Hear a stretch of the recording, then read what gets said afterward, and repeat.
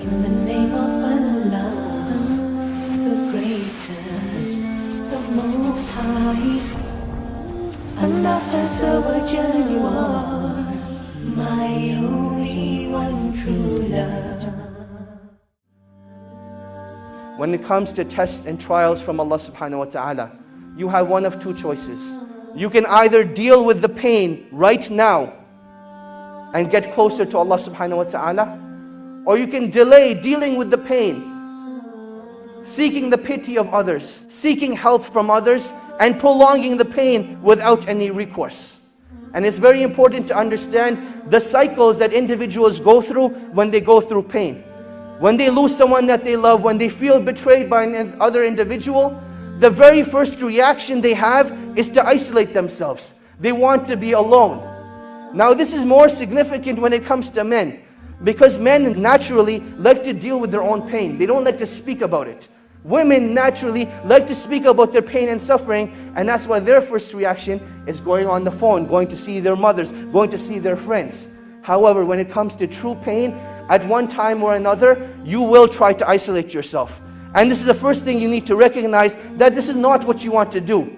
This is not a natural reaction, but rather it is shaitan telling you that you will feel better when you're alone, because you're the only one that understands what you're going through. It is a deception from shaitan. So while you may need to be alone for a little while, prolonged isolation is very harmful and detrimental to your situation. What you want to do at that time is that short period of time, once you've gotten over that initial rage, that initial pain, then after that you need to get around the believers. You need to get around people who are going to remind you of Allah subhanahu wa ta'ala. And this is what every individual who's going through pain and suffering needs to realize. That this point of pain and suffering is not that Allah subhanahu wa ta'ala wants to punish you, but rather this is a calling from Allah subhanahu wa ta'ala. Oh my slave, come back to your Lord. Oh my slave, this is a reminder for you that I want to bring you back to me.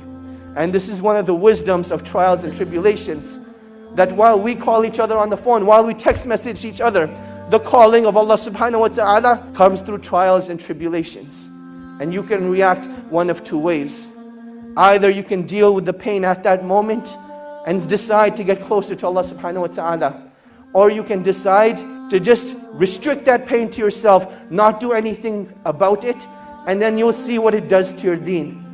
And this is the last stage of the cycle of isolation, that once you're isolated, you will see that eventually your deen starts to disappear. The content of your salah, the khushu in your salah, it disappears.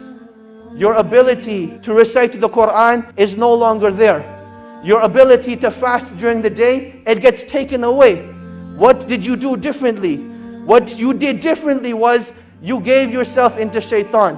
And shaitan's promise is that he will lead you astray. He will lead you away from the path of Allah subhanahu wa ta'ala. So in times of trials and tribulation, you need to seek out the believers. You need to seek out the righteous and let them be your guide and help to Allah subhanahu wa ta'ala.